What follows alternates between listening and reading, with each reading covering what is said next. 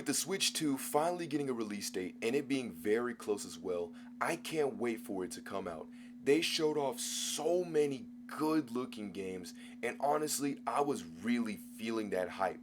And as soon as I was about to pull out my wallet, I decided to put it back after getting hit with some stuff that we'll be getting into today. So let's talk about them. So, if you were one of the many unfortunate souls out there watching the direct live, you would have noticed that it had a massive, I mean a huge, humongous delay towards the near end for no reason and desynced the audio, the video, everything. And as far as I'm aware, not too many people actually talked about that.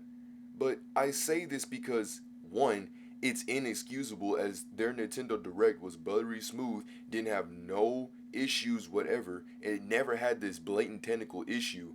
And also, as a minor point, they literally just had a actual official Nintendo Direct. Like their actual official Nintendo Direct didn't have that like weird stutter. But the Nintendo Switch 2 Direct did?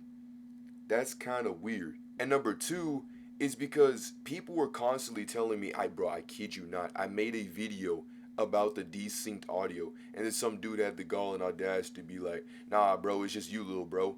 Newsflash, genius! Nintendo edits through their live streams to concise them down. Otherwise, you have to keep watching the timer, keep watching it go all the way through. But I wouldn't expect people who, say this kind of stuff to actually they do the research and do the forefront to actually know that kind of thing. Moving on, in the direct, they were saying that there was some games that will have a cartridge upgrade for the Switch 2 for a price. Because heavens forbid you get a free game, a free upgrade for a game that you paid for.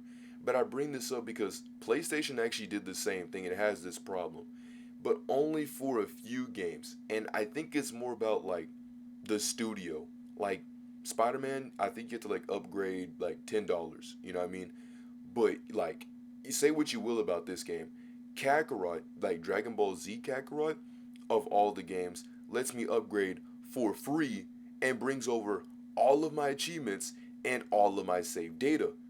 Or unless you want to be like an Atlas and then make two versions of Persona 5, both full price and don't even bring over my data. And it really only being a 60 FPS upgrade. Not too sure why they didn't just upgrade it in there, but hey, that's just me. Also, a point that I kind of wanted to say maybe like a bajillion videos ago is that I know Nintendo's kind of done like, during that direct when they were talking about the whole cartridge switch thing, the one that mainly had like, I have my cartridge and then you have your cartridge and then you swap them over. I think that's what they're trying to get with telling us with the Switch 2 cartridges, but I'm gonna just let that see, I'm gonna just let that play out. Okay, so this one really confused me, and I guess it might kind of confuse you too. Basically, this new SD card that they're presenting is pretty much SSD, but it's an SD card. And you're probably thinking, okay, that's nice, smoother runner, more uploads, faster gameplay. I mean, that's pretty cool, but why is this a point? And neither do I really honestly don't understand either. But apparently, these are the only card types that will be compatible for the Nintendo Switch 2. So, yeah, make sure that you don't get the SDXC version, but instead get this new version called the SDXC Express. I'll put a picture of both of them. As you can see, if it has an E on it, that's the Express SD card, right? That's the one that's going to work for the Nintendo Switch 2. And the regular SDXC is the one that only works for the, Nintendo Switch, the original. Is it stupid? To me, yes. And honestly, I feel like it should just be an optional choice rather than a forced necessity. Like, you don't see my other consoles screaming at me, oh, I see, I can't let you play because you didn't put what is essentially just basically a luxury item, to have, faster process and smoothness in my storage, even though it's not really necessary unless you want to put more games in storage. But since you're broke, I guess you can't play the console that, again, you paid for. I've always been pretty quiet about this, but I don't know if it's just me, but it seems like Nintendo's been very, very determined at around like what 2018 when the new director dude started rolling around that this company became more and more money hungry. A massive example about this is the GameCube Nintendo Switch online entertainment blah blah blah blah blah blah. Like at this point, just put a virtual console, guys.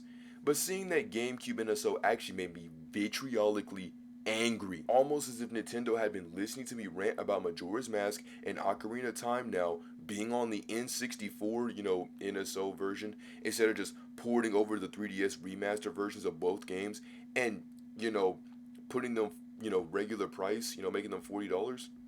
I don't know why Nintendo is that scared to make a profit despite what they've literally been doing. But I digress. Back to the GameCube, I told myself, and I called it. I called it heads, straight up, right? Bet on a coin. You ever made a coin toss, Sonic? Let me give you a word of advice. Always bet on tails.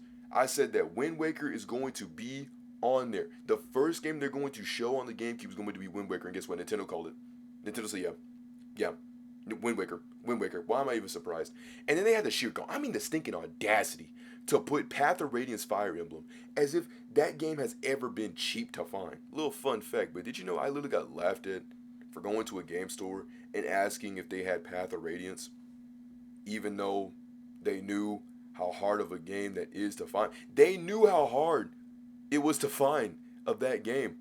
They were like, dang, bro, like, man, I'll never understand why Zelda gets praised and sidelined all at the same time. And no, I'm not going to go buy the GameCube NSO because like many of these other NSOs, they won't have that many games and will add them over time. Also known as we're lazy to just ask the people who really have these files and give them to us, and instead we'll just take them down and make our games more and more lost media despite having and owning the licenses to these games. Whew.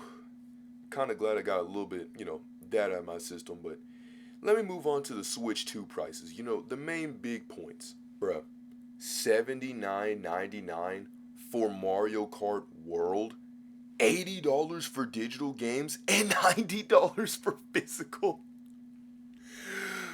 Bruh, I am shocked and appalled. How they made this direct feel extremely exciting and enticing, and then immediately removing that joy by just slapping this into our faces.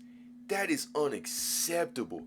And I feel pretty sad for the children that's going to ask their parents, oh, mommy, oh, daddy, I want to go and, I want the Mario Kart World. And they're going to be like, sorry, sweetie, the thing is like $90. You know what I'm saying? That thing almost costs as much as groceries. Why eat and get gas and have necessities on your table when you could just put all that on brakes? Literally for Mario Kart World. Like, does that sound good, Nintendo? Personally, I don't, and many others don't think so either. And the worst part about all of this monetization is that they're gonna get away with it. Swipe or no swiping, all boys. They're gonna get away with it. Due to some of these, diehard, I'm gonna say YouTube millionaires out there who will pretty much just shield to get the product. Like, seriously though, come on. We can't let them get away with this. We honestly can't though. Like, I'm being real, we honestly can't really let them get away with this. The Nintendo that we once knew back then, all those years, it ain't no more. As this newer stuff that keeps coming out, newer management, all this stuff, it's like if they're actively trying to run this place down for literally no reason. Also, on the PS5, a little minor side point, on the PS5, how they had Astro's Playroom, and they made it a little fun way to show off the PS5. It's like, oh, look at the Astro's Playroom, and all that, it came pre-installed on your console. Well, Nintendo has the same thing called, I think it's like, Nintendo World Tour sort of thing. And despite it showing off the Switch 2, it will still cost you money. These dudes, oh my goodness, bro. They will, if it's any way that they can get money, they will do it. They literally will do it. It's so, oh my goodness. Okay, let me chill out. It will cost you money. That like Nintendo World, it's literally the same thing as the PlayStation 5's Astro Playroom to show, off the features of the Switch and stuff. And they're still going to make it cost money. I don't know why they're being super petty for no reason about that. But hey, that's just me. Look, I'm not the one to really, bring you the hard truth here. But despite what Nintendo wants you to believe what happened when you're on game chat, it's not what's gonna happen. It's not what's gonna happen, right? A massive example on what I mean by this, with the game chat, how they expect it versus the reality. People are not gonna be like, oh man, shucks, man, oh my goodness, bro. Nobody's acting like that. Nobody's acting like that, bro. No one is acting like that, especially during Mario Party and Mario Kart. No one's acting like that, right? I guess they wanted these people, I guess they were held, against their will to act as inhumanely as possible, forced into a room and have to interact with these said people inside. But I'm gonna be real though, like I said, it's not gonna happen. Here's what's gonna happen. Let me give you not even an Adam's taste on how it's gonna happen. All right, you're gonna go walk in there and you're gonna say something like this. GG's everybody. And because you simply gave them a GG, bro. Play the next part. Yo, I know this breadstick looking dude is not gonna sit here and tell me GG's. Hey, GG's, bro. You ever heard of an iron dog? What's going on here? You really don't know what you want to say. GG's over here. I can't stand this guy. Look at you. Look at you. You're crying. You're crying over this. What are you doing?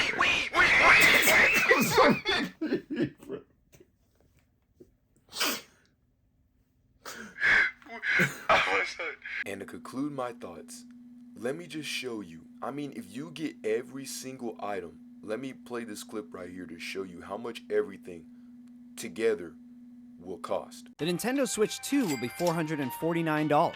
Bundle with Mario Kart World, $499. Mario Kart World will be $80. Switch 2 Pro controller is $79.99. Joy-Con 2 controllers, $89.99. Joy-Con 2 charging grip, $34.99. Joy-Con 2 straps, $12.99. 2 Joy-Con wheels, $19.99. The Nintendo Switch 2 camera, $49.99. Nintendo Switch 2 dock set, $109.99. Carrying case and screen protector, $34.99. All-in-one carrying case, $79.99. AC adapter, $29.99. Nintendo Switch 2 with Mario Kart World with all accessories and an extra set of Joy-Con dock and AC adapter, $1,031.90. $1,000. And you're probably saying, okay, well, maybe we don't need a few of those things. All right, so I say, you know what, no case. I said, okay, you know what, no charger, no dock. And I said, you know what, none of that. Not even the case for itself. So I removed those 4 items. We are still looking at $776.94, bro. Yeah, you're not getting that, bro. Your best bet would just be to get the $499, because at least you would have Mario Kart with it. And it wouldn't be, and I kind of quote this, not as expensive. But honestly, I'd pretty much just wait. And now I rest my case. As a game system, I'm really glad that it's finally up to industry standard software. And for $400, that's actually not really a bad price, honestly speaking, right? Right. But from blank cartridges that you have to put the games on yourself, to overpriced games, to 1K pricing of this, and GameCube that, and monetization this, and paywall that, I think I'll wait until the prices go down. That's just me. I'm going to pull that marshmallow effect or whatever. I'm going to just wait. I'll be patient. I'll just wait. Now, some people mention about, I think it's tariffs or something like that. But I think Nintendo is just setting these prices for different regions. I think in Canada it's going to be almost $100, they said. That's insane. But if this is what Nintendo thinks is a fair price, then I'm not in any agreement whatsoever. Overall, I'm just going to wait. I'm just going to have to just see how it plays out. And hopefully y'all do too. Because if we want to actually make this number go down, we have to at least wait and, not make any purchases, not do any of that, because they'll realize, oh man, we messed up, so let us lower down our stuff. If we stop giving our money to these things like $70 games that shouldn't even be a thing, then hopefully the stuff will die down. But I'm pretty much just basically yelling at a wall, a big wall, for literally no reason. I don't think my opinion will really have much value compared to everybody else's. But, hey, is there. So my final rating for this whole entire thing is a Tears of the Kingdom out of 10. Subscribble. Thank you all so much for watching. If you have any more insight that you would like to share about the system and what it do, feel free to let us know down in the comment section down below. If you want to keep it, take it a little bit further, we indeed have a Discord also listed in the description. Robots coming in, generic funding that shouldn't be a thing, but sadly is. And with that being said, this is swaggview87 making game reviews, saying to beware and take care.